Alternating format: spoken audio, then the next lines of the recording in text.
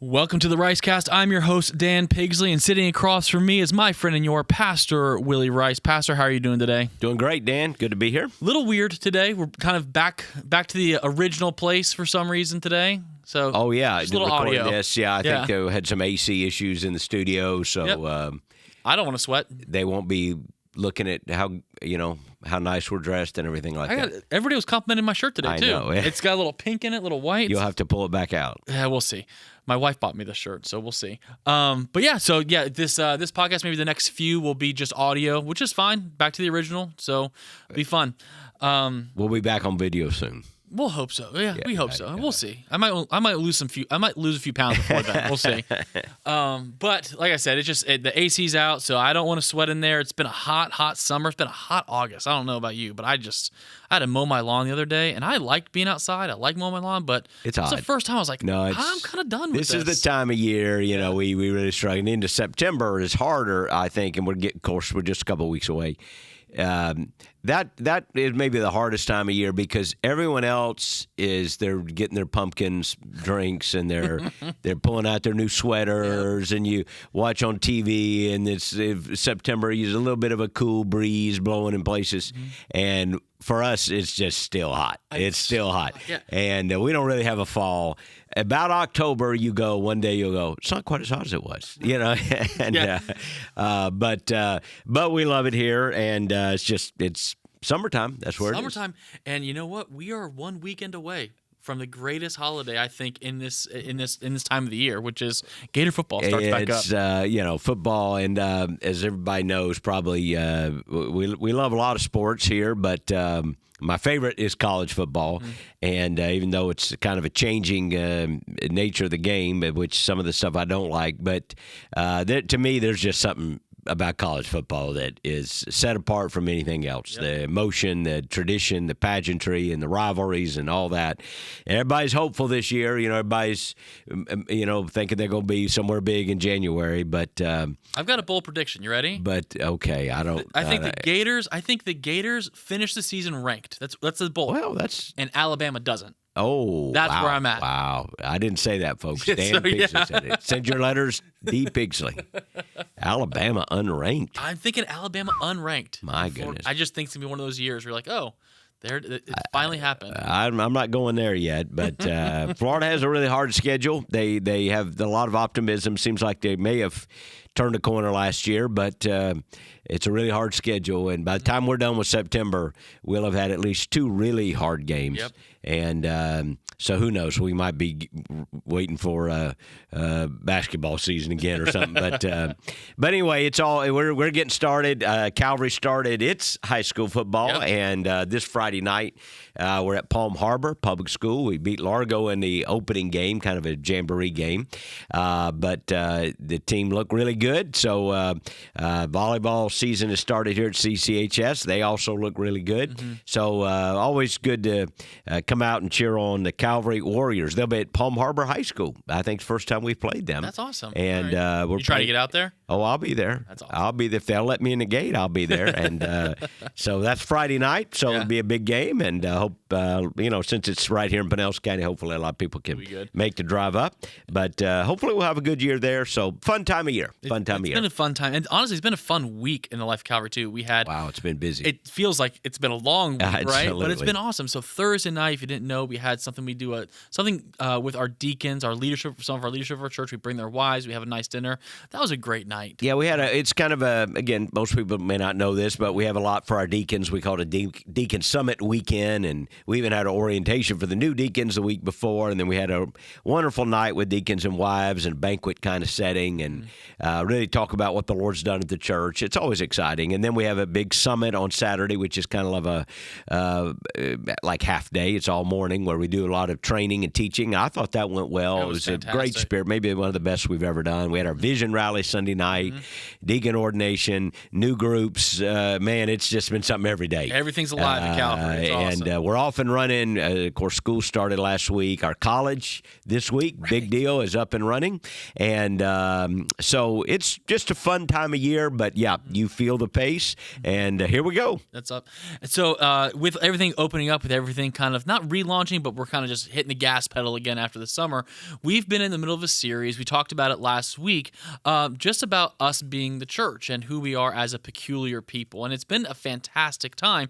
Talk to me about this coming Sunday, though. What's going on? What's the whole idea behind this coming Sunday? Yeah, we try every year, Dan, and you've probably noticed this in the couple of years you've been here, is most years, some years something's weird or different, but we really, about this time of year when things get kind of the rhythm starts back up, is to do maybe a brief series, not a long one, but a brief series, usually a chapter or a passage we kind of want to take a deep dive in on the mission purpose of the church. I call it the church series.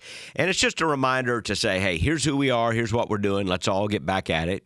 And that's what this was. So this year, we're teaching through 1 Peter 2, 1 through 10, talking about peculiar people, which is a peculiar translation. The King James translation uses the word peculiar there. And we, of course, typically think of that as meaning odd or weird. But what it means really is kind of special, unique. But you know what? We thought, hey, that's a good title. What does it mean to be a peculiar people? And so we've been talking, and over the last couple of weeks, we've taken everything that we teach in our membership seminar that we think is absolutely mission essential. We've actually been able to teach it and unpack it in this series. It worked really well as we walk through this text. And so this Sunday we're finishing up with some of that and finishing up in verses 9 and 10 of 1 Peter 2. But we're going to do something we haven't done in a long time because most of the time when people make a formal commitment to membership here, they do it through what we call the membership intensive. It's a class. We do it about every other month. The last year or so, we've been doing it mostly on Saturday morning. Sometimes we've done Sunday afternoon class. But people come, they give us a couple of hours, and we walk through this material. Well, we've been walking through it on Sunday morning. And this coming Sunday, we will actually give people a chance to make that commitment to membership. So this August, rather than teach it on a Saturday like we usually do or something else, we've been teaching it on Sunday morning, and at every one of our campuses, as well as online this Sunday morning, if people have not made a commitment to membership, they will have an opportunity to do so. We've walked through what it means. We have talked about a lot of things, and we'll actually have an opportunity to walk through that. And whether you're a member or not, it's going to be a great day. And, we also hope that there are people who haven't yet maybe nailed down, made that faith commitment to Jesus. Maybe this is a part of that for them, taking that step, or along with that, being baptized. And but if they've not made a formal commitment to membership, this is going to be a great Sunday to do it as we finish from 1 Peter 2, 9 and 10. It's been an incredible series, Pastor, and I've enjoyed it because one of our other campus pastors, Seth Stanley, said this yesterday. He said, we do the membership intensive once every other month, once a quarter, and it's a great time. But to actually do it from the pulpit, it really tells our congregates, it really tells our people, like, church membership is very important to us, and that you understand who we are, it's highly important.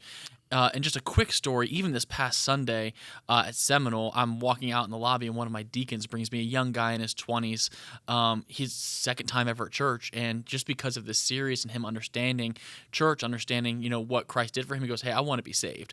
And so he sat right there in the lobby, just prayed to receive Christ. I'm meeting with him tomorrow morning at 6:45 at Chick-fil-A, because once you get saved, I got to buy you Chick-fil-A. There once, you go. You heard it, folks. Yes, that's it. You heard it. Made a commitment to Christ. I'm taking Chick-fil-A. Chick-fil-A. But it got me thinking that afternoon. I was talking to this young man. He's probably in his mid-20s. And if you look at the world around us right now, you're seeing – we had a podcast a few months ago where you're seeing people really dive back into the church, but you're also seeing people step out of the church. And one of the words that's being used is they're deconstructing. Yeah. Have you heard this before? Yep. That's a word in the last several years. Deconstructing, ex-evangelical, is a whole kind of hashtag thing. And really, in the last couple of years, there were a couple of high-profile people, and it's kind of always the same thing. It's somebody who's grown up in an evangelical church, and a lot of times they get a big platform. You know, what seems sad is sometimes they get that platform because of, they've written a book. I think of Joshua Harris a few years ago, wrote a book, got famous, or maybe they were singer. We've had several contemporary Christian singers like that, even praise leaders, and they get a big platform. And then next thing you know, there's a post. First, you kind of notice something's a little off, and then they'll make a big post about how they're no longer certain of what they believe. And then a lot of times they get really negative. It becomes like they really go after evangelical upbringing, and hey, I saw hypocrisy, I saw this, I saw that, and now I've walked away from it, and they'll talk about spirituality in some vague, opaque way. I'm exploring truth or something. A lot of times it means they just want to sleep with their girlfriend. A lot of times, to be honest with you, it means, and I say that kind of in a cavalier manner, and I probably shouldn't say it that flippantly, but a lot of times people are justifying their own personal behavior. Yeah. The truth is, when you look at somebody, not always, I shouldn't say that with everyone, but a lot of times when you see somebody saying, hey, all of a sudden, I'm not sure I believe the Bible's true anymore, and you look and you pull the mask off of that, you find somebody wanting to justify their own behavior. A lot of kids in college, like, well, I don't want to believe that anymore. Well, what they really want to do is go party and live a certain lifestyle. And so intellectually, they got to be honest about it.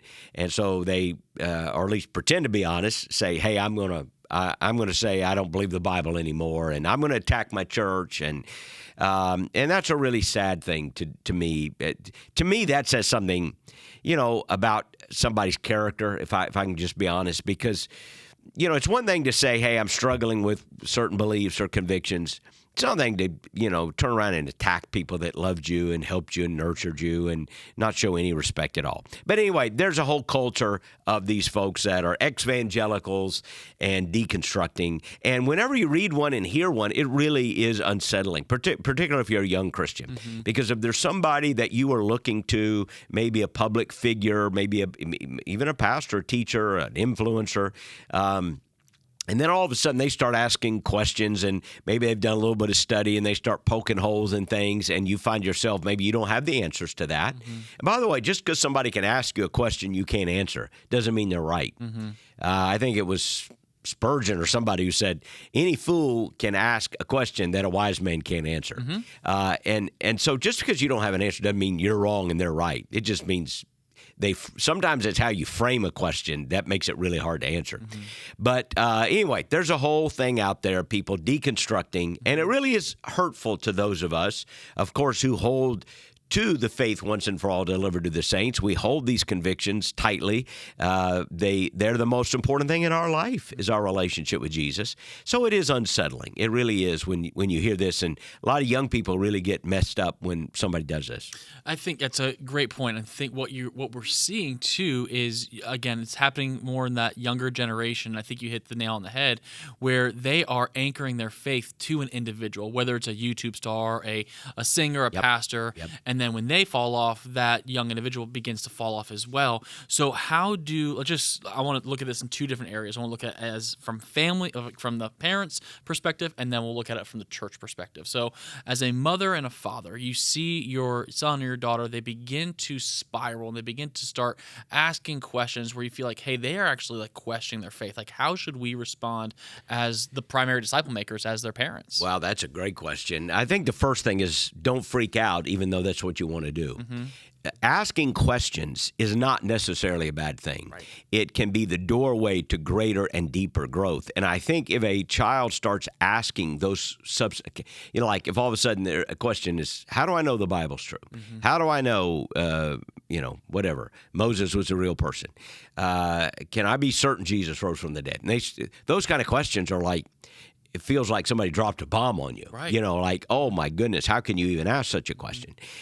But I think the freak out is the worst thing you can do in that moment, because what you want to do is really begin to dig at that and say, that is a great question. A lot of people have struggled with issues, and I'm so grateful that you're asking me that question. So 1, don't freak out. Number 2, lean into the question. Where is it coming from? Where is it coming from? And if you don't have an answer, that's going to throw you a little bit, but don't let it throw you completely. Again, just because you don't have an answer doesn't mean there is one. And what you don't want to do is react in this emotionally vitriolic, negative fashion that just pushes them away even more. I've heard people deconstruct and say things like, well, I had questions, and once I started asking questions in my church, they freaked out. They didn't have any answers. Well, get answers. Okay, that's your job as a parent. Write down those questions and get some answers. Do some research. And if you say, okay, where do I go? Well, talk to a pastor, talk to a youth leader.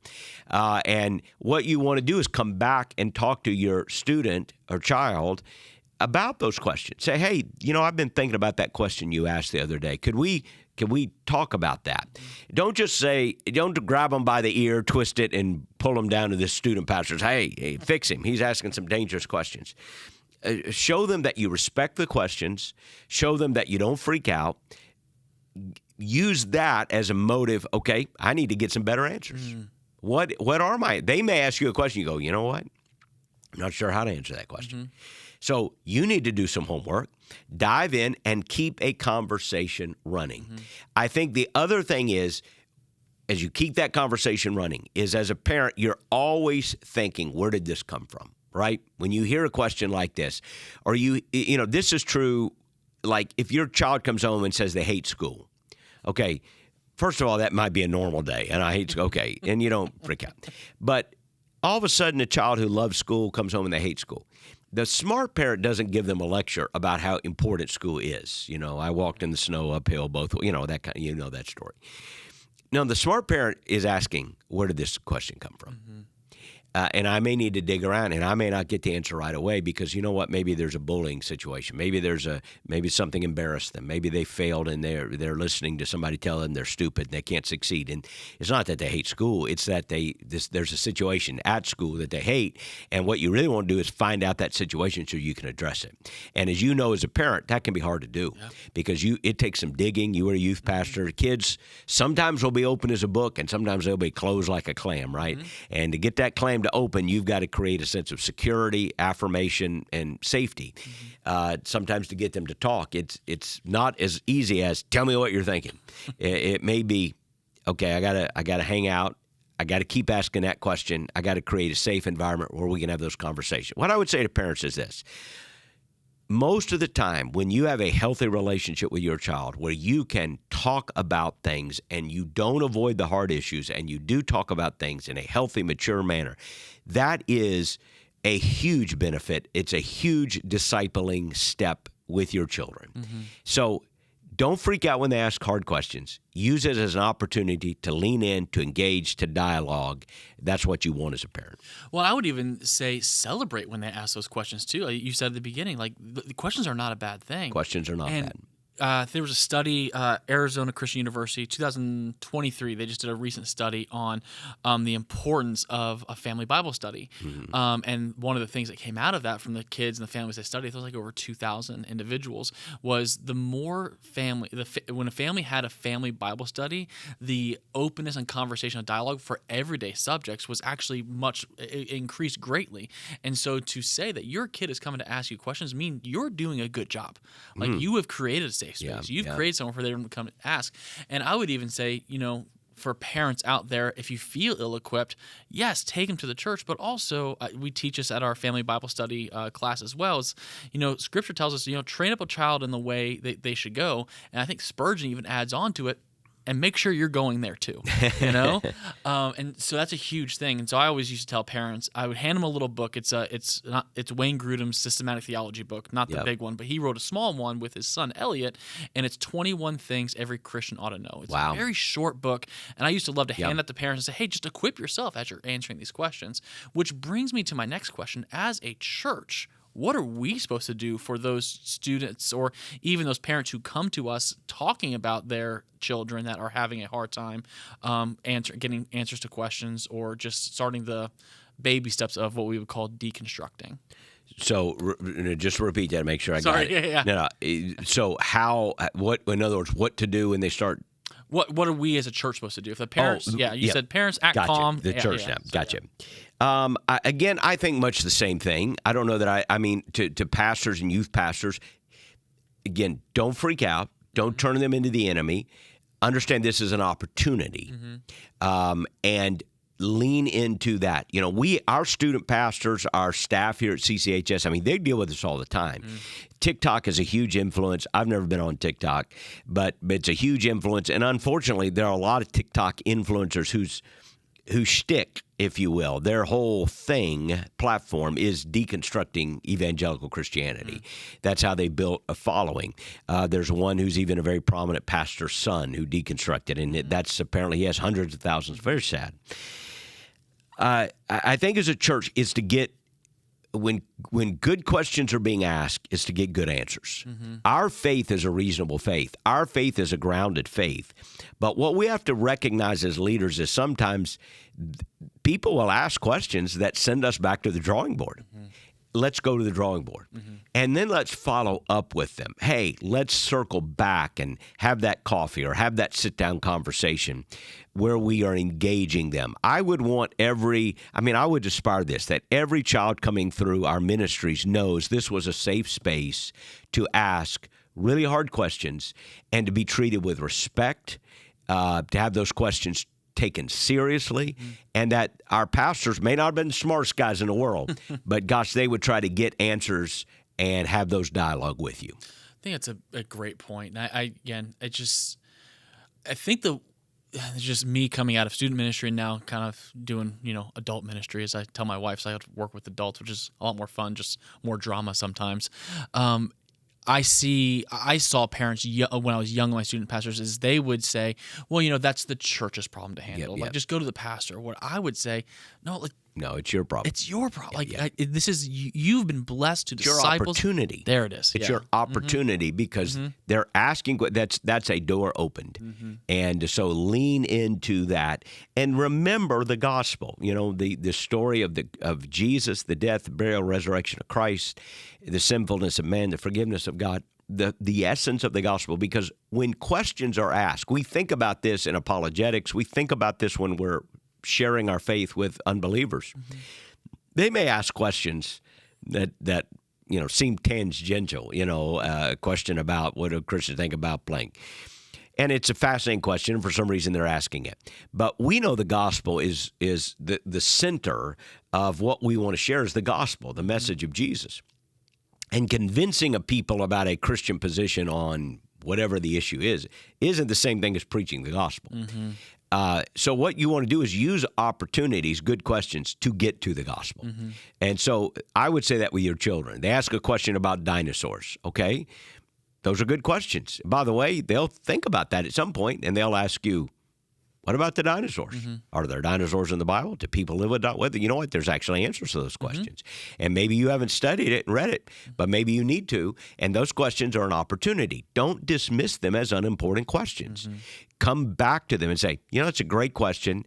Give me some time to think about that, and let's circle back and talk. And then if you don't have the resources, that's where our pastors love to help, to say, hey, we can get you the resources. We know some people. Read this and do the work. You'll grow, first of all, because you didn't know the answer to the question. Now you've studied, now you do. And you can come back and say, here's the best answer to the question. So I would just say as a church, we have that equipping role to parents, but similar to parents, we don't freak out when questions come. We view it as an opportunity for greater discipleship. That's great. So that's like at the beginning stages. We do have listeners now that, because I've talked to them, that their children, they grew up in the church, they were a youth group, and they did a great job discipling, but their child has now gone wayward. What would you say to them today? It's one of the hardest things, honestly, and as a parent of grown children, I understand that pain in terms of that this is the great pain that parents have and grandparents have. So we need to, first of all, we need to pray. We need to pray. A parent can always pray. Obviously, that opportunity has shifted in a way when a child is grown and gone. From when they are young and they're under your tutelage and to some degree your control. but we can pray. We can be that faithful prayer warrior that lifts them up to the Lord. I would say, secondly, we look for opportunities to dialogue, somewhere on a continuum between being a nagging nuisance and being completely withdrawn and isolated. Okay, no, you don't want to be the nagging nuisance and haranguing someone. No one likes that. But at the same time, don't become so fearful that the pendulum swings in the other direction and you avoid the difficult issues. Look for moments to say, I want you to know I keep praying for you. This is why God is important. This is why my faith in Christ is so critical. And to come from a place of love, not a place of, hey, I'm just trying to save face for myself, but a place of, I care about you. And I think those are the things. I think pray, look for those opportunities to have those conversations that keep faith an issue. And when there's an interest, then you want to lean into the interest. When they begin asking questions or there's an openness, find the right book to recommend, find the right thing to listen to. And that keeps that conversation going. But you don't want to withdraw. You just don't want to withdraw. And I know some parents, they say, well, I'm withdrawing because that's the only way I can have a good relationship. Well, I understand, again, I don't want to be that a nagging a person. I don't know that anyone ever got nagged into repentance. But you want to be the person who, if it's okay if they look at you and say, you know what, all they want to talk about is the Lord. All they want to talk about is Jesus. Well, I don't want somebody to say that's all they talk about, because I care about you and I want to be a good conversationalist. I want to listen to what's going on in your life. I don't want to be an I told you so person. But you would want to be there to say, hey, this is why I'm praying for you. Maybe they're going through a crisis. This is why I'm praying for you. This is why faith in God is so important. This is why I hope you'll reconsider what it means to really put your trust in God. And I would just, if it's okay, I would just even add on to that, because I would say don't withdraw from your child. Also, don't withdraw from your church. One of your friends, Jim Cymbala, in his book Fresh Wind, Fresh Fire, it's an incredible story of his daughter who did go wayward, and he shared it with his church, and they just started fervently praying. I'm sure that was embarrassing. It's personally painful. It's personally embarrassing, and yet. We need each other. It's okay to pray for one another and to lift that up to the Lord. I think it kind of just full circle back to the importance of just being part of the body of the church, because you're going to go through times where you're not going to have the answers. You're going to go through times where you are dealing with hurt, whether it's in your own life or your kid's life, whether you feel abandoned by even your own family. This is one of the biggest reasons for my life and my family that church is such an important role, because you are part of a community that's never going to leave you or forsake you. You have to buy into that in all areas of your life. And so that's where I would kind of just put a pin on that for this week is don't neglect. It's a great way to end this conversation is the need of the church. The church is not perfect. I always have that quip. If you find a perfect church, don't join it, because it won't be perfect anymore if you get there. But you need the church. And I know people are dealing with church. A lot of that deconstruction is sometimes it comes from church hurt. I know people will fail you. I know there's maybe been painful episodes, but we need the body of Christ. We need one another, and for all these things we go through in life. So this is a great reminder. Hey, let's draw close. Let's get in the community, and let's walk this faith thing out together. It's huge. And Pastor, I think I just encourage anyone listening today, man. If it just get there on Sunday, get to one of our campuses on Sunday morning. Just learn more about the church. It's going to be a big week. It's going to be awesome. We're excited about it. Catch up a little bit on our website from the past 2 sermons, but we would just love to see you. Love to celebrate. That's true. If somebody hadn't been there, watch the last 2 weeks, kind of get caught up, and then be there Sunday. That'd be a great thing to do. Well, Pastor, I appreciate you. Probably be on audio for the next few weeks with the AC getting fixed, but. Well, they don't have to look at us, so you just got to hear what you're saying. That's right. Maybe we'll grow hair by then or something like that. That's awesome. All right, well, till next week, know that you're loved and being prayed for often. You guys have a great week.